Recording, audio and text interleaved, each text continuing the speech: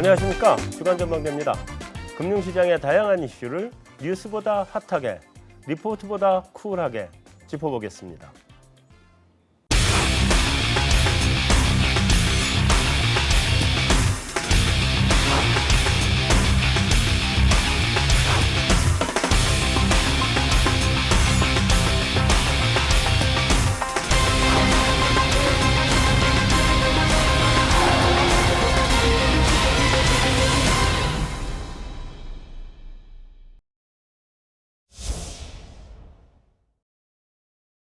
안녕하세요. 네, 안녕하세요. 안녕하십니까. 네.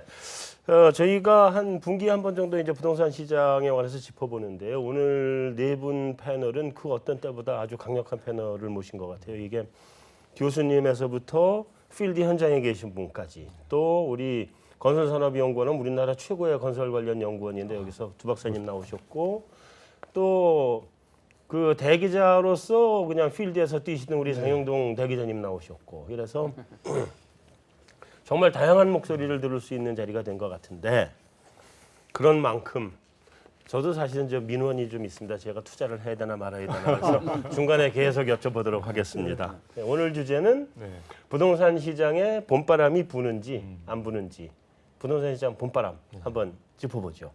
일단 그 조영래 교수님 네. 봄바람 부나요? 뭐 계절이 봄이니까 봄바람이 부는 것으로 아마 생각이 들 수 있을 것 같아요. 근데 가끔은 이 봄바람이 정말 그 쌀쌀한 봄바람이 불어가지고 추울 때도 있더라고요. 저는 사실 올 봄에 봄바람이 네. 특히 부동산 시장 봄바람이 좀 더 차가울 것으로 생각했는데 네. 제가 예상한 때에 비해서 상당히 따뜻한 것 같습니다. 생각보다는 따뜻하다. 예. 알겠습니다. 맞습니다. 자, 저도 기자님. 이제 지금 조 교수님 말씀을 하셨는데 예. 사실은 올봄 정도는 뭔가 뭐 입주 물량이라든지 여러 가지 금리 인상 문제라든지 이런 것들이 지난해 말부터 예견이 됐지 않습니까? 네. 그래서 초반에 이게 봄에 반짝 시장이 항상 매년 있었는데 올해 이 반짝 시장의 길이와 폭이 어느 정도나 될까 굉장히 궁금했는데 예상으로는 봄이 그대로 선전했다 이렇게 말씀드릴 수 있을 것 같습니다. 일단 반짝 네, 네. 봄바람은 불었다. 네. 예, 그 부동산 시장도 역시 이제 그 돈줄을 하고 상당히 연관이 많은 시장이라고 볼 수 있는데요. 네. 작년에 여러 가지 가계부채 관리 대책이나 뭐 11.3 대책 등으로 인해서 돈줄이 올해부터는 여신 심사도 강화되기 때문에 상당히 조이는 그런 현상을 보여주고 있어서 올해 상당히 부동산 시장이 힘들지 않겠냐. 앞에서 짚어주신 대로 뭐 금리 인상 가능성이라든지 이런 것들도 있기 때문에 그런데 지금 올해 들어와서 사실 좀 경색되어 있던 부동산 시장이 3월 지금 현재도 뭐 3월 지금 지나가고 있습니다만 3월 달에 의외로 어떤 분양 시장도 조금 따뜻한 온기가 좀 확산되고 있는 듯한 그런 분위기도 보이고 또 부동산 시장에서 가장 중요한 그 투자 수요자들의 그 심리, 투자 심리가 조금씩 어떤 그 개나리나 이런 어떤 꽃처럼 좀 살아나는 그런 부분들이 좀 소식이 들려오고 있어서 의외로 지금 부동산 시장이 선전하고 있다 이렇게 얘기할 수 있을 것 같습니다. 자, 우리 곽 대표님은 제가 봤을 때는 지역적으로 좀 차등화된 것 같습니다. 네. 그래서 따뜻한 봄바람이 부는 곳도 있고요. 네. 차가운 봄바람이 부는 곳도 있고 양극화가 뭐 결론이 아닐까 생각이 듭니다. 월별로 따지면 언제가 가장 집값이 많이 올라갈 것 같아요? 1년 중에서. 그거 제가 모르죠. 그건 한 3, 40년도 이게 연간 통계치를 보면 2월이 가장 많이 오릅니다. 2월이요. 예, 예. 신학기 때문에 그런 거. 아무래도 이제 그런 신학기 영향, 뭐 새로 수요들이 이제 굉장히 많고 네. 특히 이제 설 명절이 지나면 정말 중개업소에 이제 찾아오는 손님들이 굉장히 늘어서 우리가 실제로 이삿짐을 들고 이사를 하는 시기는 3월이나 4월이지만 계약을 하는 시기는 그로부터 한 달 이전에 계약을 하기 때문에 그때 이제 그래서 2월 달에 매기가 굉장히 많이 드는 것 같습니다. 올해도 그런 현상들, 그래서 2월의 영향이 3월까지 지금 좀 연장이 됐고, 연장이 되고 있다. 예. 그래서 사실은 4월 시장이 굉장히 중요하다고 봅니다. 왜냐하면 이제 봄에 대한 특수가 좀 사라지고 나서 정상적으로 올해 시장이 이제 어떻게 갈 거냐는 정말 이제 4월 달의 내용들을 좀 들여다봐야 이게 꺾이는 거냐 또는 뭐 길게 좀 보합세를 유지해가면서 갈 거냐. 뭐 당초에 이제 전망들이 상고하죠. 그래서 이제 뭐 상반기에는 그래도 좀 높고 하반기에는 굉장히 좀 낮아질 거다 하는 예상들을 많이 했는데 과연 그 추세대로 갈 거냐 아니면 조금 더 뒤로 연기되면서 갈 건가 하는 것들이 이 4월 달에 좀 자세히 시장을 분석해 보면 알 수 있을 것 같습니다. 알겠습니다.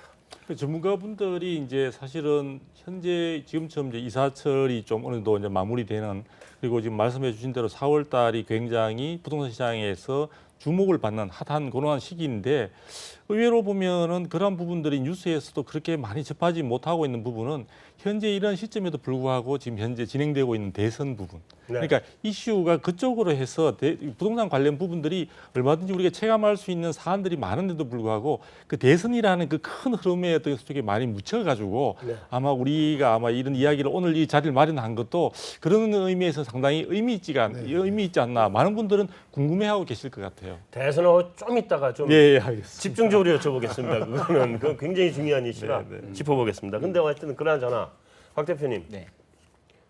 어디가 뜨겁고 어디가 차가워요? 4월 달에 제일 주목해야 될 곳은 어디예요? 현재로서는 이제 그 평택 고덕 네. 예, 국제 신도시의 네. 시범단지 쪽이 각광을 받고 있고요. 네. 다만 그쪽이 실수요자들을 다 채우기에는 네. 워낙 물량이 많아서 네. 조금 장기적으로는 걱정이 되는 부분이 있습니다. 하지만 아까 이제 저희 뭐 사전에 잠깐 말씀 나눴듯이 동탄 이신도시와 같이 시범단지는 어느 정도의 프리미엄을 형성할 걸로 예상은 되지만 그 이외에 이제 나중에 분양하는 것들은 분양 가격도 자연스럽게 올라가기 때문에 네. 그 이후는 좀 조심할 필요가 있다고 생각하고 있습니다. 평택고덕이면 거기가 삼성, LG 이런 데가 들어가는 데죠? 맞습니다. 삼성이 들어갑니다. 그 효과인데 가장 어떻게 보면 고덕지구가 지금 삼성이나 이런 단지하고 대각선에 가장 가까운 단지로 형성이 많이 돼 있고요. 네. 기존의 분양은 지금 물량이 많아서 평택이 전반적으로는 물량 적체가 심한 그런 곳인데 고덕은 이번에 좀 이제 그런 외지 투자자들도 굉장히 많이 지금 몰렸고요. 어떻게 보면 시범단지의 효과가 굉장히 거기를 지배하고 있다 이렇게 봐야 될 것 같습니다. 거기다 잠깐 첨언해서 말씀을 드리면요. 네. 평택 고덕 같은 경우에는 이제 그 대상 지역에서 조정 지역에서 빠져 있기 때문에 그리고 전국 청약이 가능합니다. 그리고 전매 제한도 다 풀렸기 때문에 그럼 저도 들어갈 수 있나요? 예, 다른 지역에서 할 수 없는 이제 투기적 수요가 그쪽으로 좀 많이 유입되는 현상을 보이고 있고요. 뭐 경쟁률이 평균 경쟁률이 50대 1 나왔다고 하니까요. 50대 제일 1 이요? 높은 거는 123대 1로. 그럼 그 봄바람이 아니라 그건 한여름 바람인데. 자, 어쨌든 이런 상황이 발생한다는 거는 지금 작년 11.3 대책이 나왔었잖아요, 교수님. 근데 11.3 대책이 지금 효과가 그러면 없는 건가요? 뭐 없다고도 볼 수 있을 것 같기도 하고 있다고도 네. 볼 수 있을 것 같은데요. 아까 조정 지역이라고 불렀던 지역들은 아무래도 네. 거기는 뭐 청약을 들거나 혹은 뭐 투자를 하려고 한다면 조금 꺼리죠. 통제가 있기 때문에 그게 이른바 이제 풍선 효과가 있는 것이죠. 네. 우리나라 경제가 지금 전반적으로 실물 경제가 안 좋고 여전히 유동성이 있고 하니까 쉽게 말해서 여유자금들이 여전히 아주 투자자를 찾기 때문에 네. 11.3 그 대책에서 눌려진 부분으로는 회피할지 모르지만 지금 말씀하신 그런 이제 부분으로는 몰려들기 때문에 그래서 그 평가가 저는 이제 반반이다 이렇게 지금 보고 있습니다. 예.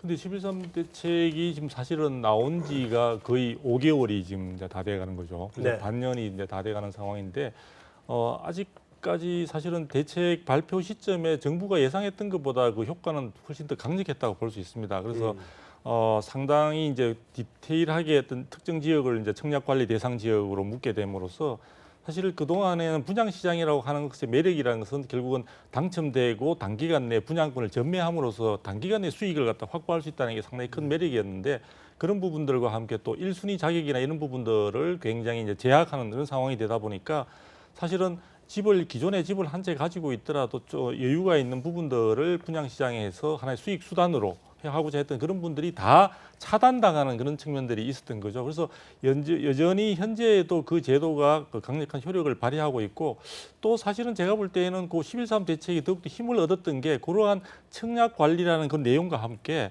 사실은 그 작년에 2016년도에 8.25 대책에 의해서 상당히 많은 그 여신과 관련되는 것들의 규제 심사라든지 또 분양 보정에 대한 심사라든지 이런 것 등을 통해서 대출 부분에 대한 상당히 억제 효과가 굉장히 강하게 나타나고 있거든요. 네. 지금 중도금이나 잔금에 대해서 집단 대출도 상당히 심사가 강화되고 있고 이러다 보니까 제가 보기에는 아직까지는 그 11.3 대책의 여파가 분명히 많은 사람들에게 수요자들에게는 수요 심리를 굉장히 억누르는 그런 효과로서 저는 여전히 강한 효력을 유지하고 있다. 저는 또 그렇게 생각을 좀 해보게 11.3 됩니다. 대책이 그러니까 지금 이제 청약 관리 지역 지정한 문제가 이제 어떻게 보면 신규 분양 시장에 대한 것들의 규제가 상당히 이제 강화되는 그런 상단인데 네. 그런 지역이 아닌 이제 그런 지역이 지금 말씀하신 대로 풍선 효과가 이제 분양 시장에 이렇게 나타났다고 이렇게 우리가 봐야 될 것 같고요. 뭐니 해도 지금 주택 시장을 주도해 간 층은 신규 분양 시장이 아니고 재건축 시장이다. 이게 핫한 그런 것은 재건축 시장이었다. 이렇게 봐야 될 것 같습니다. 네. 특히 서울의 집값이 지금 지속적으로 오르고 있는 걸 나타나고 있는 지금 통계치로 이렇게 나타나고 있는데요. 네. 그것도 역시 이제 지금 재건축에서 굉장히 많이 올라가기 때문에 집값이 평균치로 보면 굉장히 서울의 집값이 많이 올라가는 걸로 이렇게 나타나고 있거든요. 지금 그 잠실 5단지라든지 저 개포 5단지 같은 경우들도 다 중 아파트 중심으로 지금 전고점을 다 지금 돌파하는 지금 그런 상황들이고 일부는 작년에 비해서는 거의 1억 정도의 수준들이 거의 지금 올라간 그런 수준이기 때문에 네. 그게 바로 이제 어떻게 보면 시장에 향후 어떻게 될 것인지 하는 그 문제의 분수령도 거기서 나온다고 봐야 될 것 같습니다. 다만 이제 그 재건축 시장이 지금 초고층을 놓고 초고층이 가능한 그런 재건축이 있고 가능하지 않은 재건축이 있기 때문에 그게 이제 서로 차별 시장으로 나타나고 있는 거고요. 또 지금 이제 거기에 대한 재건축의 개발 이익에 대한 것들이 과연 그 환수 조치가 앞으로 유예 계속 될 건지 아니면 폐지될 건지 어떤 규제가 강해질 건지 하는 것들이 지금 시장에 나타나고 있어서 조금 빨리 지금 진행되고 있는 것 중심으로는 굉장히 많이 떠 있는 지금 그런 상황을 볼 수 있죠. 그게 어느 정도까지 갈 건지 하는 것이 서울 주택 시장을 좌우할 수 있는 요소가 되지 않을까 이렇게 보여집니다. 장 대기자님께서 이제 그 재건축에 관한 얘기를 이미 꺼내주셨기 때문에 자연스럽게 지역별로 좀 넘어가서 보면 지역별 종류별로 넘어가서 보면 일단은 강남은 11.3으로부터 무풍지대인 것 같아요 지금. 그렇죠. 지금 이제 11.3 대책이 아까 말씀드린 대로 그 청약 관리와 관련되는 부분이다 보니까 재건축은 일반 분양분이 청약에 대한 대상에 대한 물량이긴 해도 사실은 강남 지역의 서울 강남 지역의 그 재건축 단지의 일반 분양 물량은 생각보다 그렇게 많지 않습니다. 그렇죠. 많지 않은데도 불구하고 사실 서울에 거주하시는 상당수의 사람들이 재건축과 관련해서는 이제 볼멘 소리들이 상당히 많이 나오고 있는데요. 네. 재건축과 관련해서 그 분양가가 고공행진을 하는 게 대부분 다 강남에 몰려 있습니다. 네. 그래서 강남 지역에 있어서의 그 분양가가 작년 같은 경우에는 3.3제곱미터당 4,500만 원을 신청한 경우가 있어가지고 그것이 이제 주택도시 그 보증공사로부터 그 규제를 받아서 결국은 4,100만 원 선으로까지 후퇴하게 됐죠. 네. 그런데 그런 부분들과 관련해서 다른 지역들은 그러한 어떤 가격의 급상승이나 이런 부분들이 없고 강남 지역만 굉장히 온기가 넘쳐서 열기까지 이어지는 상황인데 그 부분들이 마치 재건축 사업 전반에 있어서 모든 지역마다 그러한 혜택을 누릴 수 있는 것처럼 사실은 소식이 전파되고 있다 보니까 재건축에 관심을 가지고 있거나 또 일부 지역에서 자기가 새로운 주택에 대한 기대감을 가지고 있는 사람들에게는 사실은 어디 가서 하소연도 못하는 굉장히 사회적으로 지탄받는 것처럼 그렇게 보이는 그런 식으로 되고 있는 것은 좀 억울하다 그런 이야기들도 있습니다. 근데 그 지금 35층으로 제한됐잖아요. 그 이상은 허가 50층 허가 안 해주겠다 이런 입장이고. 그러니까 지금 좀 꺾이는 거 아니에요? 그럼? 네, 그 이제 부분적으로 다르죠 지금. 아직도 서울시에서 아직 정한 것은 아니기 때문에. 아 그런가요? 서울시 다 정해놨습니다. 일부 지역은 이제 39층까지 이제 가능한 걸로 정해졌지만 지금 그렇지 않은 지역들은 계속해서 민원을 내고 있는 지금 그런 상황. 은마 같은 경우들은 지금 그에 대해서 굉장히 불만을 많이 토로하고 있는 상황. 은마는 제한됐죠. 예, 은마는 제한되는데 지금 그 잠실 주공 5단지 같은 경우에는 이번에 서울시의 여러 가지 이제 그 어떤 35층 이내로 제약을 하는 그 부분과 관련해서 50층을 하겠다는 이야기들이 많이 오가는 가운데 어느 정도의 지금 절충점에 지금 이제 부합을 한 게 그 잠실역을 중심으로 하는 그 거리 사거리에 거기에는 지금 4개 단지를 갖다가 4개 그렇게 단지로 볼 수 있죠. 그것을 50층으로 하고 나머지 부분은 그 아까 35층 이하로 해서 하는 새로운 수정안을 내 가지고 지금 아마 주택도시계획위원회인가 그쪽에 지금 서울시에 제출한 것으로 돼 있고 서울시에서도 상당히 그 부분들을 갖다가 긍정적으로 아직까지 결론이 난 것은 아닌데 지금 어디까지 가 있습니다, 지금 그런 식으로 지금 이야기가 진행되고 있는 것으로 알고 있습니다. 잠실은 좀 예외잖아요. 그렇죠. 심의했고 이제 수정 보완 지시가 내려갔기 때문에 수정 보완할 텐데 지금 서울시의 전체 그 용도 지역에 대해서는 중심지 책에 따라서 높이 용도가 다 정해져 있습니다. 그렇죠. 뭐 안 정해져 있는 협상하거나 하는 것은 아닙니다. 그렇죠. 그러니까 다 지금 정해져 잠실 있고. 주공 5단지 같은 경우는 일반 주거 구역으로 된 데는 35층 이하로 짓고 지금 제가 아까 말씀드린 그 5개 동인가 4개 동을 우리가 50층 짓는 것은 그것을 갖다가 주상 복합을 할 수 있는 쪽으로 예, 전환시켜 가지고 종을 갖다가 변화시켜 가지고 하는 쪽으로. 그게 거기는 그, 정확하게 그 이야기하면 롯데 백신 때문에 그런 거죠? 그것 때문에 이 아니요, 조건 없어지고 뭐 이런 것들 전혀 관계 없고요. 서울시 이제 경관 계획 높이 계획은 이제 별도로 2012년부터 계속 이제 그 연구를 통해 가지고 어떤 그 정책들을 이제 방안들이 강구해 왔고요. 네. 또 한편에서는 2030 도시기본 계획도 이제 준비를 해왔는데 그 어쨌든 지금 공식으로 발표한 것은 2030이라는 그 기본 계획 속에 발표가 되는데 네. 서울시 전체를 예컨대 광역 중심, 지구 중심, 지역 중심 다 나누고 용도 지역을 나누고 그래가지고 지금 말씀하신 데는 서울시 중심 체계에서 본다면 광역 중심지입니다. 광역 중심지는 일반 상업이라든가 준주거로 용도 상향이 가능해요. 네. 그게 일반 상업으로 가게 된다면 높이 제한이 전혀 없죠.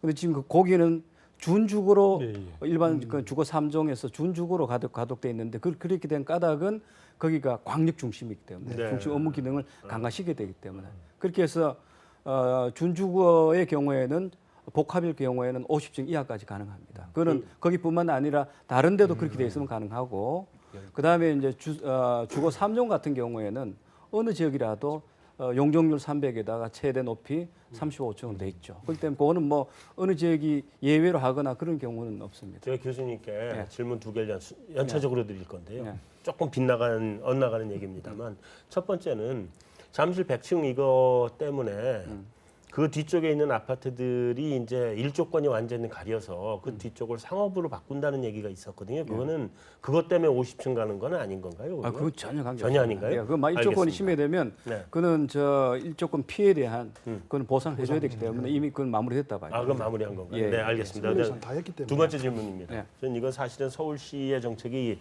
어느 방향으로 가야 되느냐에 관한 이게 어떻게 보면 1시간 내내 토론해야 될 부분일지도 모르겠는데 그 서울 시내의 그러니까 그 용도 지역에 관련된 이런 여러 가지 구분들이나 규제 같은 것들 때문에 우리 서울 시내에 그 저기 홍콩의 스카이라인이나 샹하이 무슨 뭐 푸동 지역의 그런 멋있는 빌딩이나 이런 게 참 보기 힘들거든요. 근데 그 규제를 조금은 좀 완화해서 외국 관광객들이 와서 정말 볼만한 동네 또 우리나라 사람들도 가서 정말 한번 보고 싶은 이런 거를 좀 만들 수 있는 방법은 없을까요? 뭐 다 약간 어긋난 얘기입니다. 오늘 현재 다 주제. 가능합니다. 다 가능한가요? 가능합니다. 예, 지금 말씀드린 대로 네. 일반 상업지구로 지역으로 지정되면 용적률 800% 높이 제한이 없습니다. 아니 근데 이 종로 여기도 제가 언젠가 그 얘기를 한번 우리 사대문화는 그게 높이라는 것이 네. 뭐 과학이냐 아니냐 이런 질문은 상당히 의문이고요. 네. 많은 경우 높이라는 것은 그 도시의 밀도 관리, 네. 그러니까 경관이다, 그 다음에 여러 가지 어떤 그런 이제 개발 밀도라 이런 걸 다 복합적으로 입시적으로 구현하는 방법이 이제 높이기 때문에 네. 그걸 뭐 다른 나라 도시 그렇기 때문에 우리 도시 그렇다는 것은 있을 수 없고요. 네네. 그다음에 굉장히 중요한 요건 중에 하나는 되게 그 도시의 역사라든가 가치라든가 이런 것들이 상당히 중요한 건데 우리 저 서울 같은 경우 사대문화는 지금 90m로 묶고 있습니다. 그 기준에서 나오냐면 낙산의 높이를 맞춘 겁니다. 낙산은 예, 낙산이라는 것이 네, 이른바 우리 서울에 내사산이라는 내부에 그 네. 4개 산이 있습니다. 그럼 서울이 굉장히 중요한 경관 자원이고 역사적으로 만들어진 거고 네. 그건 다른 도시 없는 것이죠. 네네. 근데 이게 왜 낙산의 높이냐고 내사산은 이제 어느 곳에 조망할 수 있는 이제 그렇게 돼 있고 그게 90m라는 것은 낙산의 실제 높이는 125m예요. 그런데 이제 90m 된 것은 그 밑에 깔려 있는 것이 해발이 333m입니다. 그러니까 90에다 플러스 33을 하면 123층 얼추 나오지 않습니까? 네네네. 그렇게 맞춰 있는데 이명박 시장이 계실 때는 90 플러스 알파를 했었습니다. 그래서 이제 더 이제 짓도록 해줬는데 네. 알파랑이 한 30m를 더 허용하는 것이 있는데 되게 현실적으로는 다 30m 다 찾아 먹어요. 그러다 보니까 지금 4대분 안에 삐쭉삐쭉 올라왔던 것들이 되게 그때 이제 마련된 것들인데 이게 이제 보면 그 개별 사이트에서 개별 건물에서는 여러 가지 뭐 수익성이라든가 개발의 어떤 그런 수익성 같은 것이 있을지 모르지만 이게 이제 높이 같은 경우는 다 이제 뭐 사업성과 결부되기 때문에 네. 뭐 어느 한 사이트에서 허용하게 되면 인접 지역에서 금방 그걸 요구하게 됩니다. 그러다 보면 그게 하나까지는 괜찮고 두 개까지는 괜찮은데 그렇죠. 이게 도미노 현상이 생기는 거예요. 그러면 이제 높이에 대한 문제보다는 이 빌딩이 좀 다양하게 예컨대 뭐 조형미를 좀 가미한 이런 빌딩들 뭐 우리 뭐 홍콩이나 싱가포르 가면 많이 보지 않습니까? 멋있는 거 많죠. 예. 뭐 우리 성냥갑 같은 이런 빌딩 말고요. 그래서 그런 빌딩들이 좀 다양하게 나올 수 있도록 그 서울시가 어떻게 보면 그런 거에 좀 탄력성을 좀 부여하는 것이 지금 말씀하신 이제 그런 데하고 좀 부합되는 것 같습니다. 뭐 높이와 스카이라인 어떤 입장에서 보면은 얼마든지 조절이 가능하다고 보는데 네. 물론 이제 건축주들의 문제도 있죠. 뭐 용적률 다 찾아가지고 손약값처럼 꼭 지어서 그걸 또 임대놓고 팔아야 되니까 이제 그런 문제도 있지만 그렇게 안 하고도 좀 더 이게 탄력성 있게 규제를 좀 해주면 그런 빌딩 좀 나올 수 있도록 자꾸 유도해가는 것이 앞으로 건축지인데 필요하지 않나. 지금 최근에 좋은 한 산리가 있습니다.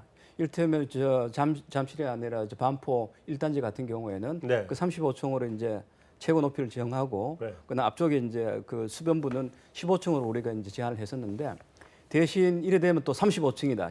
15층 다 해결되지 않느냐. 해결되지 않도록 높이의 베리에이션이라든가 특히 이번에 우리가 제가 도시계획을 하고 있으니까요. 네. 그 경우는 뭘 우리가 권했냐 하면 인면 계획을 충분하게 가져오라겠습니다. 네. 그러니까 옛날에는 그런 계획이 없었어요. 그렇게 해서 거기 들어가는 건물들의 모듈 같은 것, 디자인 모듈 가져와 가지고 이런 것을 우리가 거기 이제 경관에 맞도록 선정을 해주면 채택해야 되는데 문제는 비용입니다. 다 되게 비용이죠, 결국은. 지금 이렇게 모양이 좋게 나오는 건물들은 비용이 건축비가 최소한 30-40% 뛰어요. 그러니까 결국 이게 사업성 때문에 다시 또 성냥과 같은 집을 짓게 되면 그 높이는 사실 어떤 면에서 보면 문제가 아니에요. 건물을 지금 말씀하시는 획일적으로 짓는다는데 경관에 지금 문제가 있는 거예요. 네, 알겠습니다. 일단 다시 이제 원래 우리 주제로 다시 돌아오죠. 이 얘기가 너무 길게 가면 오늘 주제가 아니기 때문에. 예. 자, 어쨌든 강남 자건축은 좀 그렇고 강북은 왜 이렇게 값이 올라요? 강북은 이제 사람들이 선호했던 네. 이제 그 일하는 이제 직주 근접이 가능한 곳에 아파트 공급이 많이 안 됐었습니다. 그래서 네. 서대문구라든지 네. 그 종로구 쪽에 2,000세대 넘는 분양 물량이 나타나니까 그쪽을 이제 굉장히 선호하게 됐죠. 네. 직주 근접 때문에. 그래서 그리고 또 이제 한강 조망이 되는 마포에 있는 그 레미안 아파트라든지 이런 쪽에서 10억대 넘는 아파트들이 출연을 했는데 네. 또 일면에서 보면은 그 서울 시내에서 공공기관이 땅을 수용해서 아파트를 공급한다는 건 정말 어려운 일이거든요. 네. 거의 불가능에 가까운 일이기 때문에 민간 업체들이 이제 그런 개발 사업을 주도하게 됐는데 민간 사업체가 주도하게 될 경우에는 일반 땅을 뭐 재개발이나 재건축이 아닌 이상은 돈을 주고 사야 되거든요. 그러니까 원가가 워낙 비싸기 때문에 어떻게 보면은 그 높은 원가에다가 사람들이 원했던 지역에 새로운 아파트가 새로운 평면, 신평면이 공급이 되니까 선호가 쏠리고 거기다가 쏠리니까 가격이 오르니까 거기에 투기적 수요까지 더 붙어서 더 가격을 더 끌어올린 그런 그 결과물이 아닐까 생각이 듭니다. 그러니까 투기적 수요도 붙어 있다. 네, 맞습니다. 그럼 지금 가서 사면 안 되겠네요. 그 부분이 사실은 지금 이제 강북 지역 같은 경우에는 강남 지역하고 크게 대비되는 게 주로 지금 이제 언론에서도 주목을 많이 받고 있는 단지들은 재개발로 인한 어떤 그런 단지들입니다. 네네. 강남 지역이 이제 재건축으로 인해서 굉장히 많은 변화를 지금 겪고 있다면 강북 지역은 의외로 이제 재개발 방식에 의한 것들이 많고요. 그 부분은 결국에서 이제 그동안에 그 강북 지역이 상대적으로 기반 시설이라든지 이런 부분들에서 상당히 부족했던 부분들을 네. 할 수 있고 또 이제 공교롭게 요즘은 이제 뉴타운이라는 그 부분의 사업에 대해서 굉장히 부정적으로 해서 지금은 이미 이제 그 명맥이 이제 끊겼다고 볼 수 있는데 네. 최근에 그 강북의 서대문구 쪽에 서대문구인가요? 종로구인가요? 그쪽이죠. 경기궁자이라는 그 아파트 단지 같은 경우는 2014년도에 사실은 굉장히 준공이 되면서 조금 상당히 그 시장 상황이 좀 어려운 고전을 면치 못했었는데 최근에 와서는 우리가 평수로 이야기하는 거죠. 85제곱미터 정도의 경우에 10억대에 이제 진입을 하는 그런 놀라운 어떤 굉장히 상승 효과를 보이고 있습니다. 물론 지리적으로나 다양한 어떤 교통이라든지 거기 조망권이나 이런 부분들이 상당히 상대적으로 우월한 어떤 그런 점의 장점이 있다고 하더라도 사실은 이제 강북 지역에도 아까 말씀드린 전용 면적 85제곱미터에서 10억대가 이제 출연했다는 것 자체는 굉장히 상징하는 바도 많고 그래서 아마 강북 지역이 상대적으로 강남 지역보다 차별화된 어떤 그 개발에 있어서 뒤처지고 또 차별화받았던 그런 부분들을 요즘은 이제 새로운 어떤 그 아까 말씀드린 새로운 어떤 건축 양식이나 방법이나 또 주거의 새로운 어떤 패턴이나 주변 환경들이 기반 시설 이런 것들이 보충되면서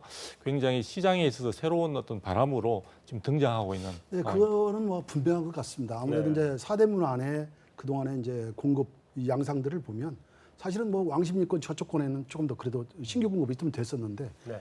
사실 북쪽권이나 서쪽권에 있어서는 거의 공급이 안 됐거든요. 신규가요. 그렇죠, 그렇죠. 지금 이제 경희궁 GS 자이 같은 경우들도 지금 뭐 평당으로 따지면 3.3제곱미터당 2,300만 원 정도에 분양했던 아파트거든요. 이거 굉장히 높게 분양을 한 겁니다. 직주 근접 형태로 보면 도심권에 가장 가까운 지역이죠. 뭐 독립문 바로 맞은편에 있으니까요. 네. 그리고 마포에 있는 아현동도 역시 이제 레미안 같은 경우들도 굉장히 그쪽에서 이제 강세를 보이고 있는 새로운 아파트들인데 거기도 또 이제 그 권역에 굉장히 직주 근접 형태를 취하고 있고요.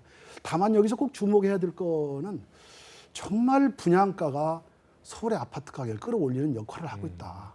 그래서 그 부분에 대해서는 차기 정부에 또 누가 들어오더라도 어떤 정부가 들어오더라도 아주 좀 조심스럽게 그 부분은 봐야 된다. 물론 이제 시장 가격이 형성되니까 분양가가 형성되는 거 아니냐 이렇게 또 이제 시장주의 쪽에서는 강하게 얘기를 할 수 있겠지만 굉장히 높여놓기 때문에 그게 또 나중에 가서는 가격이 되고 주변에 있는 걸 또 끌어모으고 그 수준이 그냥 평균화되어 버리는 경향들 우리 뭐 강남에서도 많이 보지 않습니까?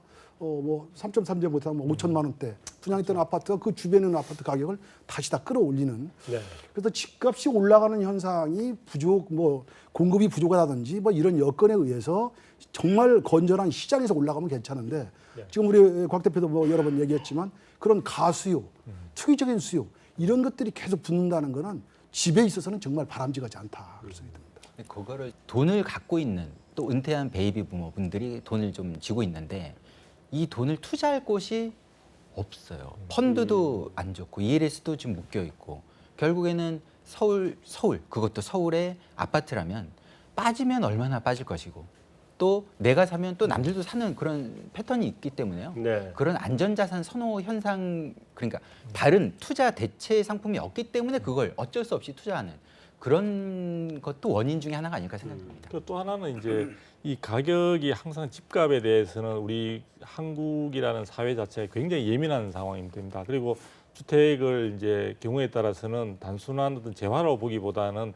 공공재로 보는 그런 성격도 굉장히 강한 그런 특성을 가지고 있다 보니까 가격에 대해서 예민한 편인데 지금 이야기되고 있는 주목을 받는 지역들이 굉장히 단기간 내에 그 상승폭이 크다는 점입니다. 그러다 보니까 한쪽에서는 이제 경우에 따라서는 재건축의 조합원들이 자기의 이제 부담을 최소화하기 위해서는 일반 분양분의 가격을 갖다가 굉장히 높게 요구를 하게 되고 시공사가 그걸 이제 수용을 하는 상황이 되다 보니까 재건축 단지들이 유독 일반 분양분의 가격이 굉장히 급상승하고 있는데 그분들은 또 상대적으로 자 그러면 우리가 물가 수준을 고려할 때 우리 주변에 홍콩이라든지 상하이라든지 이런 쪽에 있어서는 뭐 제 3.3제곱미터당 지금 뭐 5천만 원, 뭐 1억도 지금 나오고 있는 상황이다. 상대적으로 본다면 서울의 물가 수준을 감안할 때 오히려 집값은 뭐 저렴하다 이런 이야기까지 이제 볼면소리 하기도 합니다. 그러나 가장 중요한 것은 제가 생각할 때는 단기간 내에 너무 큰 폭으로 오르다 보니까 시장에 주는 충격파가 대단히 커서 사실은 많은 반감을 불러일으킨 것. 경제적인 논리 이외에도 상당히 그 감성적으로 측면에서도 반감을 불러일으킨 점도 상당히 시장에는 부담 요인으로 작용을 하고 있는 것 같습니다. 자 교수님, 네. 제가 하나 좀 더 여쭤보고 싶습니다. 그 전에 이명박 대통령이 아닌 전 그 서울시장이실 때, 예. 그때 이제 강북 뭐 뉴타운 전 서울을 다 뉴타운으로 지정을 했었잖아요. 네. 그래서 서울이 이제 뉴타운이 전부 다 이제 지정이 해제가 되기도 하고 뭐 그것 때문에 지금 다들 해제가 안 된 데도 있고 골머리가 아픈 상태인데. 제가 본질적으로 궁금한 거는 좀 아까 우리 강북 아파트 얘기가 나와서 얘기를 하는 건데 뉴타운은 어떻게 주거의 그 정체성을 높여주는 뉴타운이 아니라도 네. 좀 새로운 어떤 정책들이 나와야 되지 않아요? 이른바 대한정책이라는 거, 대한정비 방식이라는 게 많이 도입은 돼 있죠. 근데 그 본격적으로 뭐 되는 데는 없는 근데 거 같아요. 지금 결국은 뭐 그게 되냐 안 되느냐는 것은 네. 결국은 현실에서 사업성이 담보가 돼야 돼요. 그게 그래야 이제 땅을 파고 뭐 사업이 이루어지면서 뭐 건축물이 들어서고 하지. 네. 그걸 뭐 예컨대 서울시에서 돈을 풀어가지고 사업을 하지 않는 이상은 네. 결국은 이제 그 토지주들이 토지주들이 이제 자기들의 자산을 처분해서 해야 되기 때문에 이 부분에서는 사실은 정책의 문제보다는 이제 시장 문제가 상당히 부동 시장 문제가 상당히 중요하죠. 그러니까 우리 이제- 뉴타운 같은 경우에는 네. 그걸 뭐 제도가 잘못돼 가지고 추진이 안 된 것이 아니라 결국 뉴타운을 26군데 그 지정하고 난 뒤에 뭐 그게 뭐 어쨌든 공교롭게도 네. 부동 시장이 침체가 되지 않습니까? 그렇죠. 그러다 보니까 되게 전반적으로 다 지금 사업이 안 되는. 그래서 뉴타운에 대한 해제는 뭐 시가 해제하기보다는 주민들이 해제 요구가 더 많았습니다. 그렇죠. 더 그래서 많죠. 2011년 도정법을 바꾸면서 그래 되기 때문에 그 이후에 이제 서울시 같은 경우에는 이른바 대안적 정비 방법이라는 것을 여러 가지로 이제 도입을 하고 있죠. 하고 있지만 그게 이제 되게 주민들이 그 대안적 정비 방법이라는 걸 받아들일 때는 예컨대 뭐 중환경 관리 사업이라든가 가로주택 정비 사업이라든가 뭐 요즘 같은 도시 재생 사업 이런 것을 받아들일 때는 가령 창신 승인주구 같은 것에 그렇죠. 시범 사업을 할 때 주민들이 첫 번째 질문이 뭔가 이거 하면 집값 오릅니까 안 오릅니까? 그렇죠. 내가 얼마큼 부담해야 됩니까? 네. 근데 그거는 그런 방식으로 하는 게 아니거든요. 네. 그게 안 되기 때문에 우선 집이라도 건져 살아라. 그다음에 이제 서울시가 조금은 이제 뭐 인프라를 놔주겠다. 뭐 그 정도인데 그 주민들 그거 정도까지 만족하지 않는. 그러다 보니까 과거식으로 이제 뭔가 돼야 되는데 과거식으로 돌아가기는 지금 시장 상황이 뒷받침 안 되고 뭐 등하다 보니까 어떤 면에서 본다면 과도기인 상황에서 뚜렷한 지금 뭐 어떤 돌파구가 없는 그런 문제가 있는 것 같아요. 제가 그 제일 그 사실은 그 취지는 이명박 대통령의 당시 서울시장이 어떤 정치적인 목적을 가지고 그런 대책들을 내놨는지는 모르겠지만 제일 근본은 강북의 그 낙후된 주거 환경을 어떻게 이거를 개선할 거냐에서 시작했다고 저는 생각을 하는데요. 네. 지금 전혀 지금 강북 쪽에 그 해결이 안 나고 있고 그러다 보니까 아까 우리 곽 대표 얘기하신 것처럼 그나마 좀 살만한 아파트는 투기적 세력이 들어가서 집값이 막 뻥뻥 뛰고 바로 옆에 있는 이 벽에 금이 간 이 오래된 집들은 그냥 그대로 가고 있는 이 상태가 계속되고 있는 것 같아서 교수님께서 서울시에 자문을 하시면 한번 그 얘기는 꼭 지금 한번 뭐 해주실 크게 수 있어가지고. 한다는 것은 지금 최근에 이제 그 도입되어 있는 도시 재생 방법이죠. 이제 근린 재생이래 가지고 서울시 같은 경우에는 뭐 저도 뭐 평가위원장도 하고 뭐 했었습니다만 연간 뭐 몇십 군데를 지금 계속 시정하고 있는데 네. 그거에 대해서도 걱정이 많아요. 그게 또 뉴타운 짝이 나지 않느냐. 그래서 이거는 우리가 생각을 좀 바꿔야 됩니다. 그 문제도 문제지만서도 네. 과거와 같은 그런 방식으로 정비한다는 것은 현실적으로도 우선 그렇죠. 뒷받침이 안 되고 네네네. 그다음에 되더라도 많은 문제가 있기 때문에 네. 그러려면 이게 뭐 제도도 바뀌어야 되지만 주민들도 바뀌어야 되고 시장도 여러 가지 바뀌어야 되는데 그게 바꾼다는 것이 쉽지 않은 것 같아요. 그래서 이게 참 우리가 다 걱정하고 있는데도 현실에서 뭐 다 전문가지 않습니까? 출발점이 사실 다르거든요. 네. 서울을 우리가 두고 보면 하나의 도시로서 이제 묶여져 있는데 강남 지역 같은 경우에는 강북에 의해서 새로운 주거 단지로서의 완전 계획 도시나 다름이 없습니다. 그렇죠. 그런데 강북의 경우에는 우리가 역사성이라고 이야기하는 추억이 살아있는 곳이고 추억을 계속해서 유지하기 위해서는 또 그에 상응하는 또 대가를 지불해야 되는 상황인데 네. 이 부분들을 사실은 구분을 사실 하지 않고 강남은 개발해야 저렇게 많은 편하게 편리하게 살고 있는데 강북 지역은 왜 그만큼 개발을 안 시켜주느냐 이런 식으로 이제 하다 보니까 사실은 많은 국민들 혹은 시민들이죠. 그러니까 국민들이 아니라 시민들의 의식 구조 자체가 굉장히 그 부분에서 현실과의 괴리를 아직까지 메워줄 만한 뚜렷한 어떤 그 대안이 없는 것 같습니다. 그렇습니다. 뭐 도시 재생이 최근 들어와서 이제 굉장히 뭐 좀 바람이 불고 있고 뭐 서울뿐만 아니라 이제 전국적으로 지방 도시에도 다 도시 재생의 바람이 불고 있는데 그건 뭐 글로벌적인 현상인 것 같습니다. 뭐 세계 각 도시가 전부 다 어떤 재생의 지금 바람이 불고 있는데 그런 바람들이 이제 서울이나 우리 지방 각 도시에 조금 더 앞으로 좀 많이 들어가면 아 그래 새롭게 지은 콘크리트 숲보다는 옛날 골목 그래 내가 자랐던 이 고향 뭐 30년 40년 가도 그래도 거기 옆에 이발소 있었지 뭐 하는 어떤 그런 감이 들어서 정말 정다운 그런 것을 좋아하는 성향으로 점차 조금씩 이제 생겨나지 않을까. 지금까지는 뭐 이걸 자산 가치로만 자꾸 생각을 하고 이래 왔는데 조금 더 우리가 생활 행동이 좀 나아지면 그런 부분에 대한 것들도 좀 생겨나지 않을까 이런 기대감도 있습니다. 참고로 네. 서울시에서 이제 강북에 이제 특히 이제 그 공동주택 같은 경우는 정비를 현실적으로 하기 위해서 강남은 재건축을 가더라도 강남은 재건축이 계속 있다고 보는 것이지 않습니까? 강북은 이제 그정 수요가 있지도 않을 뿐만 아니라 사업성이 이제 담보 안 되니까 그래서 이제 서울시가 특히 이제 그 아파트 단지 같은 경우에는 리모델링 수법을 많이 이제 연구를 했었습니다. 네. 그래서 여러 가지 이제 인센티브를 주고 심지어 뭐 수직 증축까지도 이제 허용하는 이런 것까지 다 하나의 그 대안 속에 포함시켜 놨는데 이게 부동시장이 최근에 좀 되살아나니까 주민들이 또 그걸 다 잊어버려요.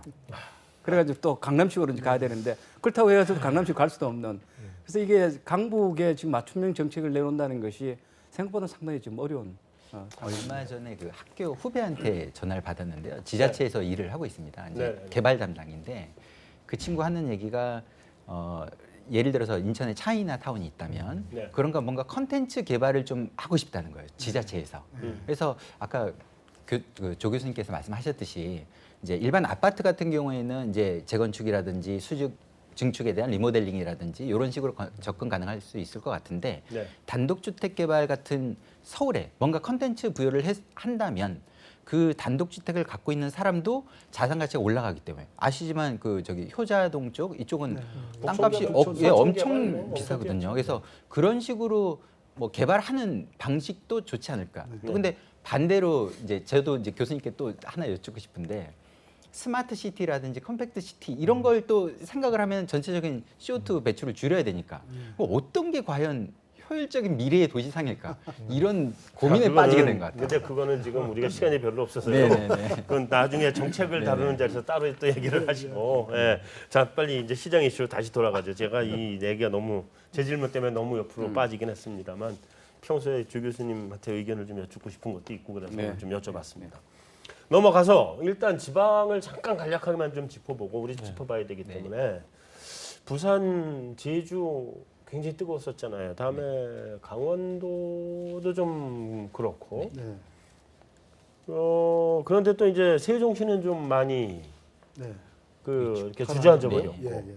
이쪽은 앞으로 좀 어떨까요? 제주는 일단 요즘 사드 문제 때문에 좀 안 좋을 것 같긴 한데. 제주는 그동안 중국에 좀 너무 의존한 게 아닌가라는 네, 생각이 네, 네. 먼저 들고요. 네. 또 사드 이슈가 해결된다 하더라도 그 충격파가 한동안은 좀 이어가지 않겠냐 좀 오래 생각이 간다? 들고요. 네. 또 아까 이제 얘기를 드리다 다 못 드린 부분인데 부산 같은 경우에는 조정 지역입니다. 네. 뭐 물론 다는 아니지만 네네. 근데 조정 지역이라는 거는 말 그대로 뜨거운 감자니까 거기는 좀 조정을 하겠다라는 뜻이거든요. 네. 근데 부산의 조정 지역은 전매 제한이 없어요. 그게 무슨 조정 기업이에요? 대신 청약 자격을 제한을 건 거죠. 청약 자격제. 일부만 그래서 제한하는 거죠. 그래서 그 이제 시장에서 이제 좀 뛰어난 프로페셔널한 사람들은 네. 부산을 더 공격을 합니다. 거기서 전매 차익을 더 볼 수 있으니까.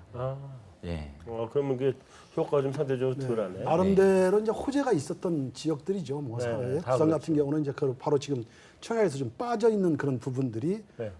연재라든지 지금 도심 쪽으로 재건축되는 아파트에 다시 지금 집중되는 그런 현상들을 많이 보이고 있고요. 네. 강원도는 역시 이제 평창이 상당히 이제 많이 영향을 그렇죠. 발휘해서 원주 지금 인프라가 많이 깔리고 있는 제2영동이라든지 지금 철도라든지 이런 부분들이 많이 깔리는 원주 중심으로 그리고 또 강릉 중심으로 많이 그동안에 올라왔고요. 네. 뭐 그런 강원도의 그 평창의 호재는 내년까지 뭐 계속 이어질 테니까 어떻게 보면 네, 시장에 거기까지. 있어서는 긍정적인 효과를 발휘할 거다 이렇게 보여집니다. 그러나 지금 말씀한 대로 제주도는 그간에 단기간에 너무 많이 올랐습니다. 너무 많이 올랐죠. 예, 그렇습니다. 그리고 거품이 굉장히 많았고 뭐 제주도 사람들은 전혀 이 가격 움직이고 매물 움직이는데 관심이 없습니다. 분명히 한번 떨어질 거다. 우리는 그때서나 관심을 가지려고 생각하고 있다. 되게 다 그런 수동적인 자세를 지금 취하고 있거든요. 네. 세종시는 이제 입주 물량이 지금 한꺼번에 많이 이제 몰리기 때문에 적어도 네. 리턴이 돌아와서 아파트가 분양하고 나서 입주하는 시점까지 같이 이제 동시에 맞물리게 되면 최소한 2, 3년 동안은 굉장히 밑으로 다운되는 그런 현상들을 보이고 있는 지역이니까 네. 세종시는 앞으로도 그럴 거 보입니다. 그러나 장기적으로 또 보면 세종시도 지금 최근에 주변에 다시 오릅니다. 네. 최근에 행정수도 그리고 정책을 결국은 수도한다 이래서 주변에서 계속 들어오는 이 수요들이 굉장히 많이 있고요. 네. 그리고 이제 좀 안착되는 수요들이 생기기 때문에 뭐 단기적으로 크게 오를 것 같지는 않습니다. 왜냐하면 입주 물량이 이제 작년부터 지금 본격화되고 있기 때문에 네. 그게 이제 어느 정도 조정을 보이면서 가겠지만 그게 끝나고 나면 뭐 우리 잠실 주공 그 팔리오 그도 봤지 않습니까? 네네. 네네. 뭐 한 20% 정도 전세금 떨어졌다가 2년 뒤에 다시 굉장히 다 올라가는 올라가는 그런 거죠. 현상을 봤죠. 그런 영향들을 상당히 많이 미치지 않을까 이렇게 보여집니다. 자, 다음으로 넘어가세요. 네. 자, 이제 다시 이제 그 서울 및 그 뭐 수도권 또 부산 이런 데 지금 재건축 바람이 뭐 꽤 세잖아요. 근데 과천은 왜 그래요? 도대체. 그러니까요. 사실은 그 과천 지역이 이제 뭐 제가 다른 곳에 나가서도 그런 얘기를 했습니다만 준강남이다. 네. 아마 뭐 그 계시는 분은 그렇게 인정하고 싶으신 것 같아요. 그리고 이제 사실은 과천 지역은 우여곡절을 많이 겪었죠. 그래서 행정 수도 저쪽에 세종시로 이제 많은 정부 청사들이 이제 이전되면서 실제로 이제 많이 2012년도에 상당히 어려움을 많이 겪다가 2015년부터 조금 회복세를 보이기 시작했다고 합니다. 그런데 이제 최근에 와서는 그러한 재건축이 이제 본격적으로 시공사 선정과 관련해서 이제 주변에 이제 분양가 부분이 상당히 이제 주목을 끌게 됐는데 공교롭게도 지금 최근에 모 단지에서 사실은 굉장히 그 시공사로 낙찰이 된 그 D 건설사가 네. 굉장히 그 파격적인 그러니까 작년에 비해서 작년에 인근 단지에서 했던 가격의 거의 그 20%에 가까운 상승의 분양가를 제시함으로써 낙찰이 됐습니다. 그래서 네.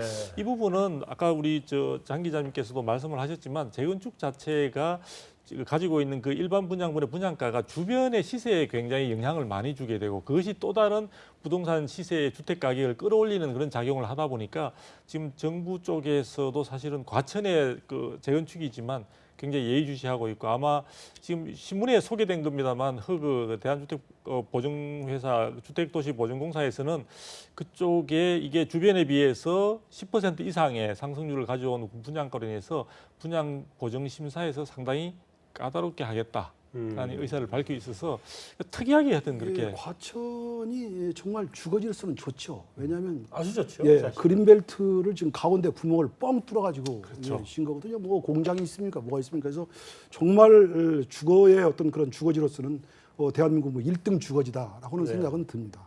다만 이제 그게 주택의 가치하고 이런 부분들이 환경이 좋다고 주택 가격이 높이 올라간다. 이걸 뭐 강남만 보더라도 벌써 그렇게 완전히 동일의 선상에 놓고 보기는 굉장히 힘들다 이렇게 보여지지 않습니까? 네. 그런데 하여튼 그런 상황에서 지금 정부의 제2청사가 빠져나가고 한동안의 공백기를 겪었고 그리고 이제 재건축 단지가 빛을 발하고 있는 순간에 지금 나머지 시공사들 선정 작업에 들어갔는데 바로 이제 그 부분에 이 과일 경쟁이 또 다시 시작이 된 거죠. 과거에 우리 집값 많이 올라갔던 상황들을 보면 재건축에 있어서 과일 경쟁이 붙고 나면 반드시 그 뒤에 후폭풍이 왔습니다. 네. 3.3제곱미터 지금 3천만 원대 이상을 분양하겠다고 이번에 지금 제시를 한 걸 보면 네. 가격을 지금 현재 얼마나 띄웠는지 하는 것들이 눈에 보이거든요. 뭐 이면 계약해서 뭐 아파트 미분양을 사주느니 얼마의 자금을 현금 지원하느니 하는 얘기들까지 다 그냥 포함된 걸 보면 그게 바로 이제 집값을 올리는 그런 역할이다. 그래서 네.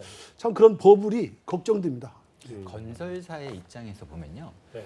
재건축 시장 또 재개발 시장은 상위 탑5 조금 많이 보면 탑10의 시장입니다. 네. 그 아래 업체들은 아예 수주전으로 못하죠. 뛰어들기 힘들기 때문에 그렇다면 이제 건설사 탑5, 탑10에 있는 건설사 입장에서 보면은 그 시행 자체 사업이라고 하는데요. 그런 걸 잘 안 합니다. 왜냐하면 한 번 잘못했다가 회사의 존립이 달라질 수도 있기 때문에 그냥 가만히 있어도 어차피 재건축 재개발 시장은 탑5에 탑10에 오거든요. 네. 그런데 다만 경쟁하는 몇몇 플레이어들이 있는 거죠. 네. 그리고 한 개 단지를 재건축 또는 재개발 수주를 해놓으면 그 옆 단지를 수주할 수 있는 확률도 더 올라갑니다. 올라가죠. 그래서 안정적인 기업 경영 차원에서도 좀 공격적으로 수주를 해야 되는 시장 중에 하나인 거죠. 그러니까 재건축은 그 회사가 공격적으로 했다. 예, 네. 재건축은 네. 분양에 대한 리스크가 굉장히 적죠. 적죠. 일부만 하니까. 조합원 빼놓고 이제 일부만 하니까요. 그리고 최근에 있던 이 재건축이 사실은 이제 일반 분양 시장이 굉장히 규제로 인해서 위축이 되면서 상대적으로 재건축 시장이 이제 주목을 받게 된 것은 그 올해 연말로 지금 이루어져 있는 그 내년부터 이제 본격 시행을 하겠다고 하는 재건축 초과이익 환수제 부분도 굉장히 영향을 미친 것 같아요. 그 적용을 안 받으려고 사실은 제가 보기에는 서울 시내 많은 단지들이 굉장히 무리하게 사업을 추진을 서두르는 그런 경향도 있는 것 같거든요. 그래서 네. 이 제도 하나로 인해서 재건축 시장 자체가 정상적인 모습만은 아니다라는 생각을 저는 해보게 됩니다. 건설사들 입장에서 지금 보면 가장 안정적인 사업들이죠. 네, 그렇죠. 도급 형태를 취하고 있고 이미 뭐 조합원들이 다 가져가는 걸로 돼 있고 일반 분양분 적은 분양분만 자기들이 안고 가는 거기 때문에 그래서 지금 대개 건설회사들이 앞으로의 주택 시장을 밝게 보고 있지 않다라고 하는 것도 바로 이제 그런 데서 나오는 겁니다. 네. 그래서 재건축 수주하는 거 아니면 도급 사업 수주하는데 지금 완전히 전력을 투구하고 있습니다. 자체 사업이 거의 없는 지금 그런 상황들이 있습니다. 근데 그나저나 과천은- 재건축은 제가 좀 이따 여쭤보고 과천이요? 예, 말씀해 주세요. 과천은 저 부동산 계급이라는 그 책을 쓴 사람 이제 손낙구라는 사람이죠. 그 양반의 책을 보면 우리는 부동산을 가지고 계급을 나누는 이제 그런 표가 나오는데 네. 우리 저 과천은 황족 밑에는 왕족입니다. 그 정도 상당히 계급이 위상이 높아요. 그 말은 그게 이제 강남형은 아니고 중강남이라 봐야 돼요. 그렇죠. 예, 중강남에. 작년 그래 지난 한 2, 3년간 우리나라 저 소득 그 분위별 주택담보대출 그 증가를 보면 3, 4분위가 가장 높아요. 3, 4분위가 집을 이제 살려는 이제 여러 욕망도 많았고 또 재력이 부족하다 보니까 대출을 이제 많이 이제 일으키게 되는데 그런 계층들의 주택 시장 그러니까 재건축 어떤 투자 시장으로 친다면 가장 맞춤형이 바로 지금 과천입니다. 그리고 과천은 오랫동안 이미 1900년대 이미 후반부터 재건축을 준비해 왔죠. 굉장히 연습을 많이 했어요. 네. 값을 올리는 방법이라든가 이런 것도 많이 짜놨기 때문에 지금 이제 그 분양이 되는 그런 시점이 되면서부터 그런 그동안 쌓았던 노하우를 가지고 네. 시장을 마음대로 자기 주도적인 시장을 지금 만들어가는 이제 그런 상황이라 저는. 일단 제가 교수님한테 다시 되돌아가기로 하고 박 대표님 압구정동 그 H모 아파트는 이번에 재건축 돼요?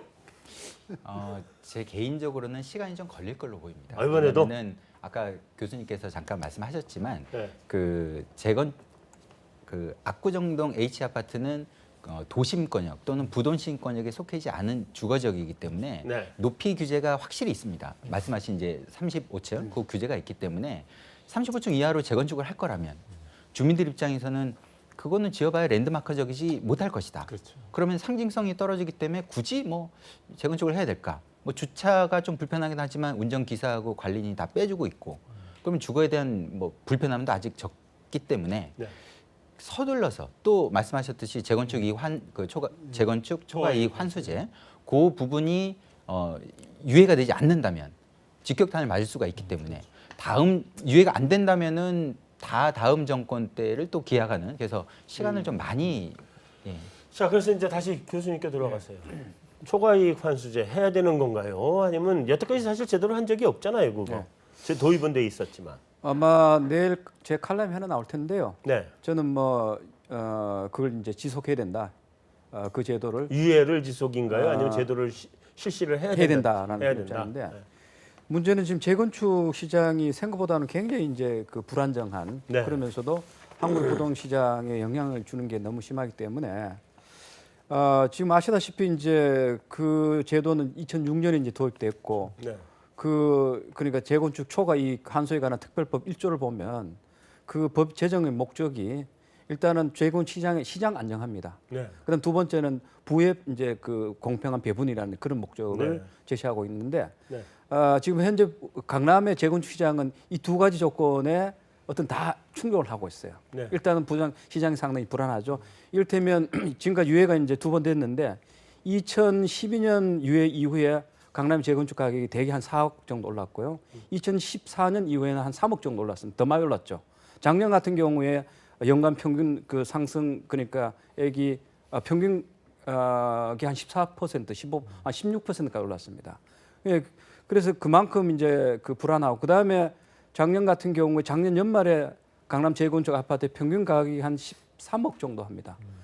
따라서 지금 현재 서초구만 하더라도 재건축 단지가 한 60여 군데 되거든요. 네. 만약 그것이 다 재건축되게 된다면 지금 같은 가격 상승 메커니즘 안고 재건축하게 된다면 저는 이제 강남 재건축 아파트의 평균 가격은 최다 아파트 가격은 한 2, 30억은 좋게 할 것 같아요. 그러면 아파트 하나만 가지고 있으면 그렇죠. 재건이 되는. 예.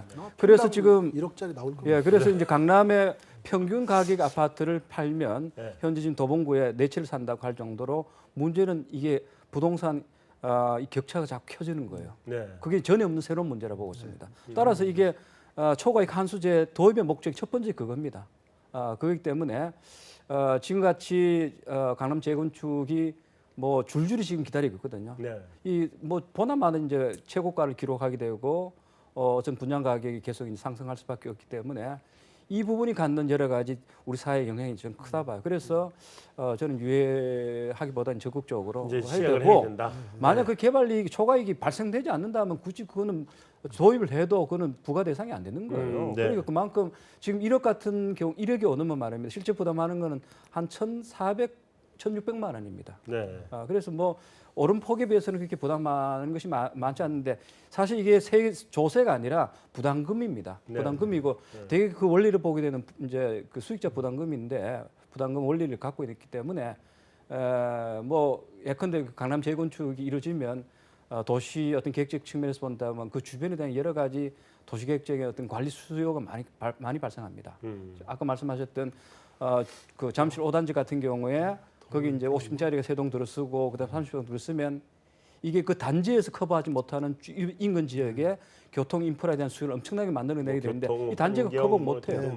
그럼 결국은 인접 단지는 서울시가 이제 그것을 비용을 들여서 문제를 해결해야 되는데 이런 것에 대한 일종의 원인자 뭐 부담 원리로 이제 적용하는 것이 부담금제이기 때문에 문제는 이제 그런 것이 너무 뭡니까? 근데 뭐 이렇게 너무 과다하지 않게 이 적정한 비율로 이제 부과하는 것이 이런 것이 이제 기법적으로 문제로 남아 있죠. 설명 우리 조 교수님 잘 해주시는데 저도 이제 동감입니다. 그런 부분에 대해서는요. 네. 그런데 뭐 어차피 그 단지가 들어서고 나면 주변에 있는 관리 수요가 생겨나는 거고 네. 도로라든지 뭐 여러 가지 다 주변 피해가 같이 생기는 거고 거기에 공공자금이 또 들어가야 되는 상황들이고 그리고 뭐니 해도 일단 시장 안정적인 입장에서 보면 상당히 기여를 할 거다. 지금처럼 이렇게 뛰는 가격에 뭔가 좀 누르는 효과가 좀 부분적으로 있어야 된다 이렇게 보여집니다. 다만 이 초과 이익에 대해서 지금 산정하는 방식 그리고 금액 뭐 이런 부분들은 좀 조정할 필요가 있다. 3천만 원 이상이면 1,500만 원 내야 되는 이런 상황으로 그냥 일도 양단식으로 딱 가기보다는 뭔가 지금 조 교수님도 얘기를 하셨습니다만은 좀 세밀화해야 된다. 네네 좀 세밀화해서 가격 평가하는 방식이라든지 그다음에 그 부담하는 비율이라든지 이런 부분들은 뭐 분명한 거는 공공자금이 다 도시를 좀 바꿔주면 좋은데 그런 것들을 지금 우리의 그 능력이 이제 그런 부분이 안 되기 때문에 민수에서 그런 부분을 바꾸는 긍정적인 효과도 있거든요. 그렇죠. 근데 특히 이제 주택 수요가 있는 이런 시기에 좀 도시를 좀 바꾼다라고는 입장에서 생각해 보면 그 민영의 긍정적인 효과가 굉장히 큰 겁니다. 그러면 좀 살려줘 가면서 도시도 바꿔가고 좀 재생의 어떤 효과도 크게 좀 증폭시켜가는 그런 것이 필요치 않겠는가 이렇게 생각합니다. 네, 알겠습니다. 우리 저희 두 박사님 예. 이제 이슈를 이제 자연스럽게 초과이익 환수제가 나오면서 사실 2017년 우리 부동산 가격에 가장 큰 이슈가 될 걸로 작년에 봤던 거는 이게 금리 인상이었단 말이에요. 근데 갑자기 이제 국내 정치적인 격변 사태가 오면서 금리 인상은 그냥 없애버렸고 이제 차기 정부의 부동산 정책이 어떻게 될 거냐에 따라서 부동산 시장이 충격을 제일 많이 받을 것 같다 이렇게 보여지는데 그런 걸로 보면 뭐 초과이익 환수제 뭐 이런 것도 있고 그다음에 가계부채 관리 문제도 터져날 거고 뭐 임대차와 관련해서 또 그런 것들이 나오는 전월세 거잖아요. 상한제나 뭐 계약갱신 청구권 이런 네네 것들이 그렇게 쭉쭉 나올 거 아니에요. 자, 이게 지금 그 어느 정도 영향력이라고 봐야 될 거며 앞으로 그런 것들이 실제로 정책화될 때 우리 부동산 시장 전망 어떻게 봐야 되는지 한번 그냥 쫙 한번 훑어보시죠. 네, 무엇보다 지금 이제 새로운 지금 각 대선 주자들의 캠프에서 사실은 부동산 관련해서 정책 방향을 어떤 식으로 가져가겠다는 이 뭔가 그게 아이디어나 이런 것들이 나타나고 있지 않습니다. 확실하지는 않죠. 예, 확실하지 않고 사실은 언론에서도 많이 이제 추적은 해보긴 있지만 대체적으로 이제 뭐 캠프에 계신 분들 뭐 몇 분 인터뷰하고 이렇게 해서 나오는 부분들이 많고요. 공식적으로 한 것은 아마 저 부동산 보유세 부분을 이제 강화하겠다 하는 부분은 좀 많이 이제 공식화된 것 같은데요. 그밖에 많은 이야기들도 과거에 이제 논란이 되었던 그러니까 규제로 다시 환원하는 규제 중심의 어떤 그 부동산 정책이라는 그쪽으로 환원할 것인가에 대해서는 아마 대체적으로 그쪽으로 수긍을 하고 있는 것 같아요. 규제 중심으로 간다. 네. 그래서 그 부분에 대해서는 사실은 지금 야권의 유력한 주자들뿐만 아니라 현재의 여권에 해당되는 쪽에서도 현재 부동산 시장에서는 일부분 추가적인 어떤 규제는 필요하다 이런 쪽들이 나오고 있기 때문에 그래서 전반적으로 시장에서는 상당히 이제 볼멘소리라는 게 우리가 서두에 말씀을 하셨습니다만 현재 국내의 부동산 시장은 양극화가 심화되고 있고 또 시장 자체가 그렇게 지금 탄탄한 탄력을 받은 그런 시장은 아닙니다.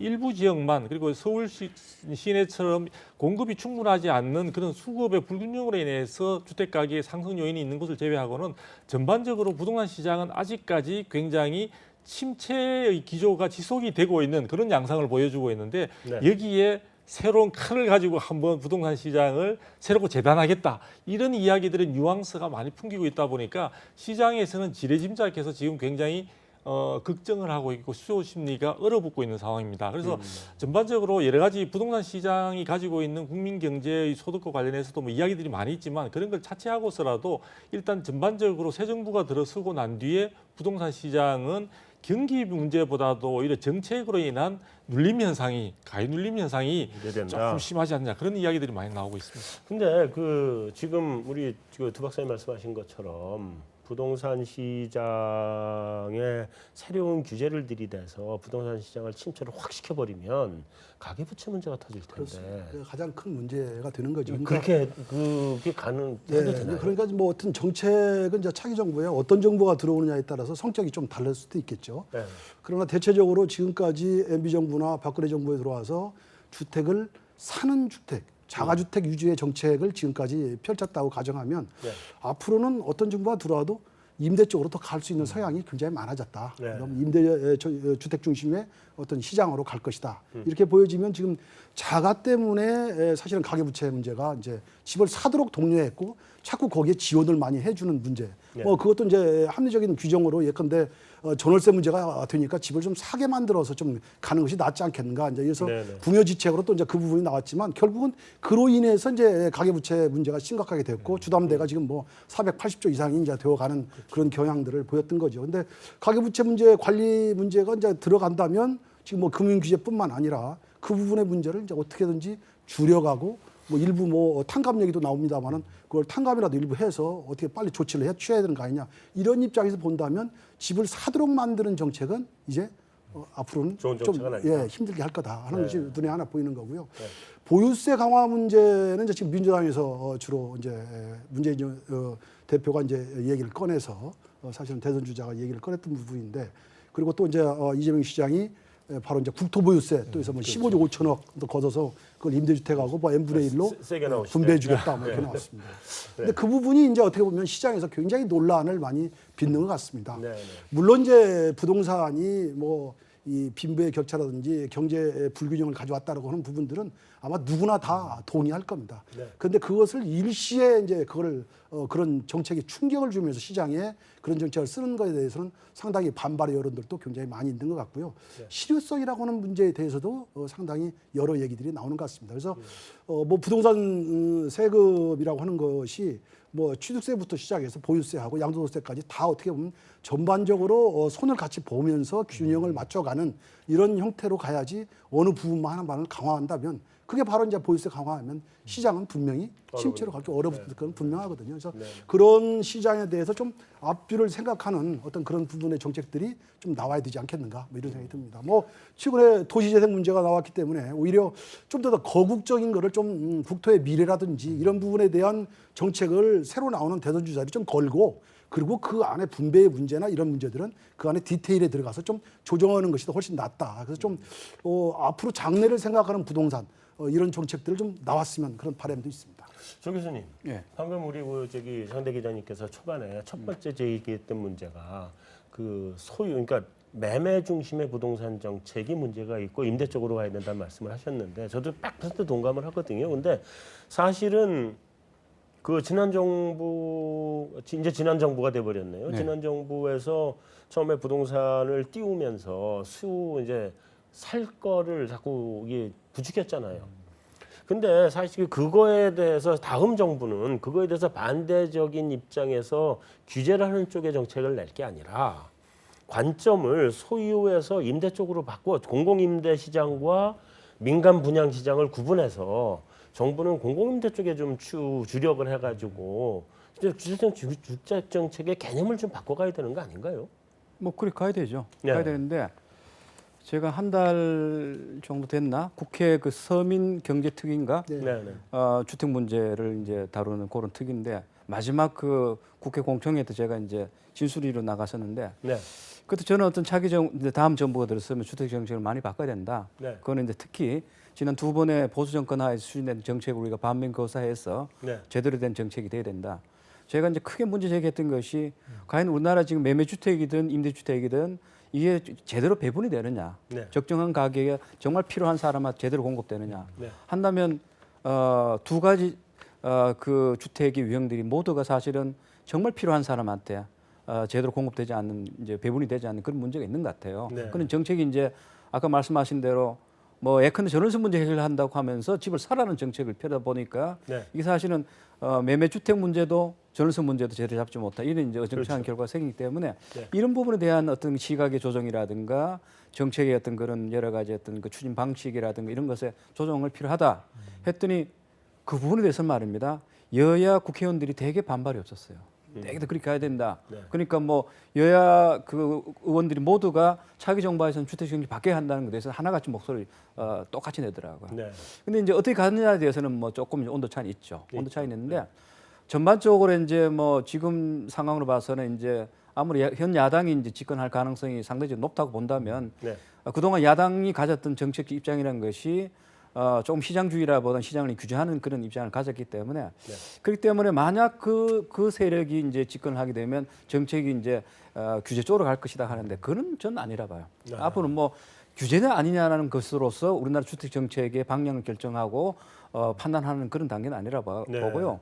뭐 규제가 필요하다면 해야 되고 완화해야 되고 뭐 이런 것이기 때문에 제가 보건대 그러니까 이게 지금까지 해왔던 정책들이 사실은 여러 가지 지향성이라든가 원칙이 있는데 잘 맞지 않는 게 있습니다. 이런 것도 네. 근본적으로 어떻게 저는 이제 그 패러다임이라고 하는데 이걸 어떻게 바꿔내느냐. 네. 뭐 그런 것이 난 문제라 보는데 뭐 그 경우는 예컨대 뭐 이를테면 저 규제 같은 것이 부분적으로 새로 도입될 수 있겠죠. 예컨대 지금 우리나라가 지금까지 주택을 이제 정책을 펼 때 보면 1가구 1주택 네. 주택을 쭉 사라는 정책이었지 않습니까? 그걸 하기 위해서 예컨대 뭐 저 공공택지 같은 것도 정부가 여러 가지 제도를 만들어 저렴하게 공급했고 분양 가격에 대해서도 직관적으로 통제를 했고 그게 이제 집값에 대한 일종의 가격에 관리했는데 지금 우리나라 전체 가구의 한 많게는 서울 같은 경우 60%, 전국적으로 한 50%가 임대차 가구로 살아가고 있고 임대차 가구에서 주거적 안정의 가장 핵심은 결국 임대료인데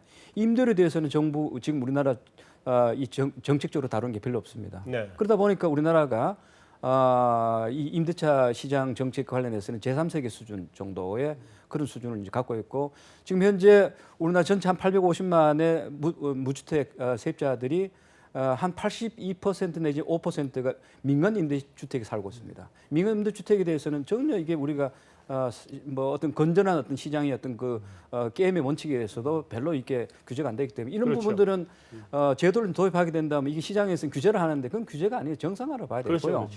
그렇죠. 보유세 같은 것도 아시다시피 이미 우리나라는 도입이 했던 것이죠. 했는데 아시다시피 우리나라 지금 부동산 세제 같은 경우에는 지금 거래세 중심이지 않습니까? 네네. 거래가 8이고 보유가 이제 2 정도 되는데 네. 그게 이제 서구 선진국에서는 반대로 되지 않습니까? 그렇죠. 그래서 참여정부 때 사실은 보유세 도입이라는 것은 세제의 정상화라는 그 목적으로 도입했던 거예요. 네. 규제라기보다는. 네. 근데 이제 뭐 그 이후에 정부가 그걸 이제 무력화 시켜버렸기 때문에 어떤 면에서 본다면 그건 새로 도입한다기보다는 그동안 약화됐던 이런 세제를 다시 좀 정상화시킨다 이런 것이기 때문에 이런 것을 단순하게 규제다 아니라기보다는 과연 앞으로 우리나라 주택 정책을 어떻게 가져갈 것인가 뭐 네. 그런 큰 틀에서 이제 봐야 되지 않나 싶고요. 그거는 좀 시스템의 어떤 전환 뭐 이런 것으로 전반적으로 좀 봐야 된다는 생각이 들어요. 잘 알겠습니다. 네. 이제 시간이 굉장히 많이 갔기 때문에 제가 여기서 좀 마무리를 좀 해보면 오늘 너무 이 쟁쟁하신 분들의 말씀을 들어서 제가 마무리 정리를 아무래도 해야 될 것 같습니다. 오늘은 제가 마무리를 해보면 일단 첫 번째는 올해 이후의 부동산 시장의 전망은 변곡점이 이번 4월을 한번 봐야 된다. 상대 대기자님께서 말씀을 해주셨고 그 2, 3월까지는 원래 반짝하는 때니까 2, 3월은 잘 알 수가 없고 4월을 한번 봐가면서 판단을 하자. 뭐 이런 말씀이신 것 같고요. 그 다음에 이제 우리 그 곽 대표께서는 뭐 지역별로 이제 온기가 있는 데와 냉기가 있는 데가 너무 확연하게 갈라졌다. 이런 말씀이시고 그 다음에 앞으로 우리 부동산 시장이 어떻게 갈 거냐? 초과이익 환수제나 이런 것들 이런 것들이 크게 우리 부동산 시장에 앞으로 영향을 미치게 될 거고 그래서 그 부분에 대해서 좀 그 예의 깊게 새로운 정책이 나올 것들이 어떤 것들이냐를 좀 봐야 된다라는 게 우리 두 박사님 말씀이시고 또 우리 조 교수님 제일 핵심적으로 다음 정부가 되면 여가 들어오든 야가 들어오든 부동산 정책에 대해서 패러다임은 좀 바꿔갈 것이다.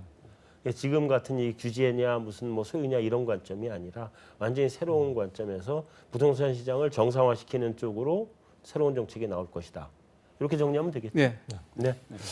잘 알겠습니다. 굉장히 사실 제 쫓아가느라고 힘들었는데 부동산 전문가도 아닌데. 일점 정리를 아주 잘해가지고 시청자들이 아주 그냥 눈에 환히 들어오게 설명을 해줄 것 같습니다. 네, 잘 알겠습니다. 자, 오늘 그 집중 토크는 여기서 마무리하겠습니다.